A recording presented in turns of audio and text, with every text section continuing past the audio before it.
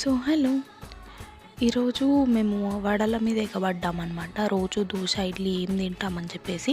So idli పిండి రుబ్బే ముందు, అంటే రవ్వ కలిపే ముందు పిండి తీసి పెట్టుకోండి, అది వడలోకి పనికొస్తుంది.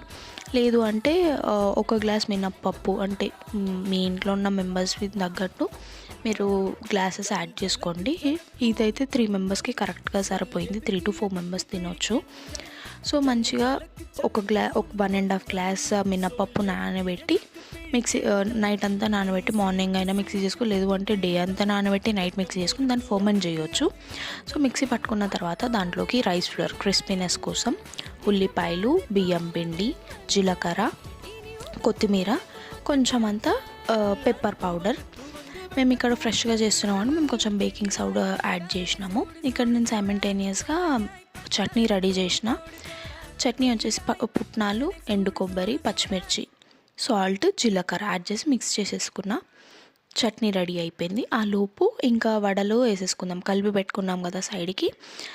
మీడియం ఫ్లేమ్లో ఉండాలి. నూనె బాగా హీట్ అయినాక దాన్ని మీడియం ఫ్లేమ్కి టర్న్ చేసి వడలు వేయాలి. హై ఫ్లేమ్లో వేస్తే లోపల వడలు అనేది ఉడకవు.